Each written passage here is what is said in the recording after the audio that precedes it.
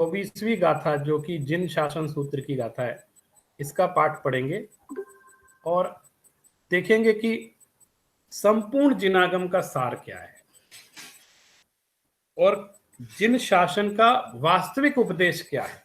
एक ही गाथा में सारी बातों को कहने का प्रयास किया गया है। और आप देखिए, आपको स्क्रीन पर ये गाथा दिख रही होगी।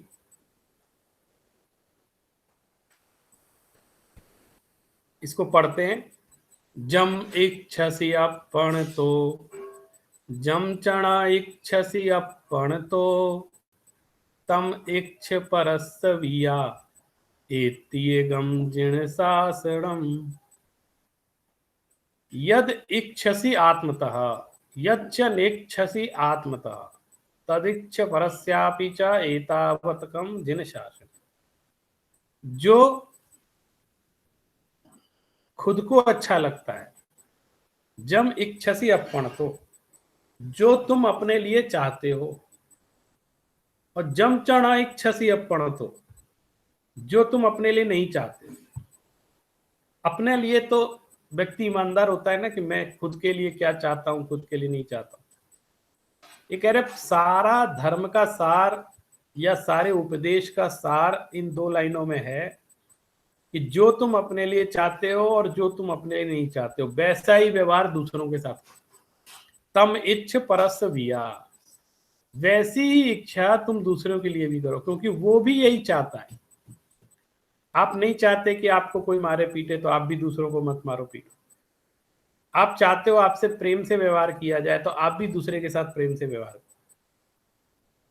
जम इच्छसि अपन तो, जो आप अपने लिए चाहते हो वो ही दूसरे के लिए चाहो। तम इच्छ परस्विया, और जम चढ़ इच्छसि अपन तो, वैसा ही तुम अपने लिए नहीं चाहते, वैसा ही तुम दूसरे के लिए भी मत चाहो।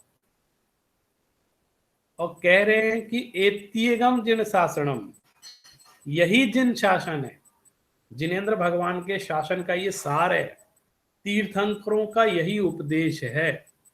माने अगर संपूर्ण धर्म की दृष्टि से कोई आपसे कहे कि जिन शासन का महत्वपूर्ण सार रूप में सिद्धांत क्या है, तो आप इस गाथा का उल्लेख कर सकते हैं। यह गाथा भी बृहत्कल्प भाष्य की गाथा है, बहुत सुंदर गाथा है कि जो तुम अपने लिए चाहते हो वही दूसरों के लिए चाहो, जो तुम अपने लिए नहीं चाहते वही दूसरों के लिए मत चाहो। ये एक नियम है और ये मानवता का नियम है, एक सामान्य नियम है कि ऐसा माने तो ये अहिंसा का सबसे बड़ा सिद्धांत है। इत्येगम जिन शासनम, और यही जिन शासन का सार है। तो इस प्रकार आज हमने ये 24वीं गाथा पढ़ी और जिन शासन सूत्र की 8वीं गाथा है। तो ये जिन शासन सूत्र में कुल 8 गाथाएं हैं, तो ये 8वीं गाथा आज संपूर्ण हो गई। और अगले कक्षा से हम लोग संघ सूत्र जो कि तीसरा सूत्र है, उसका वाचन हम लोग प्रारंभ करेंगे, उसको समझने की कोशिश करेंगे।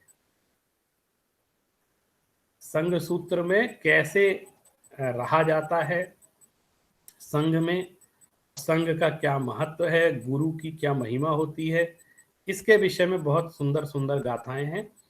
आप इसको देखने के लिए, एक एक गाथा का अर्थ समझने के लिए आप ये हमारा ये जो चैनल है इसको सब्सक्राइब कर सकते हैं, ताकि आपको आगे भी इसके नोटिफिकेशन मिलते रहे।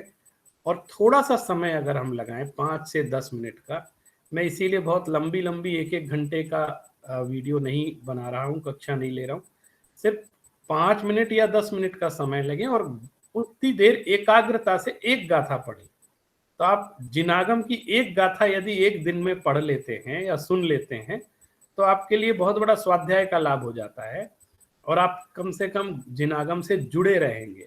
और चूंकि समण सुत्तम में सभी जिनागमों की गाथाएं ली गई हैं, सारे आगमों का जो मुख्य मुख्य सारभूत तत्व लिया गया है, तो इसके स्वाध्याय से हम एक प्रकार से संपूर्ण जिनागम का स्वाध्याय करने में सक्षम हो रहे हैं। धन्यवाद।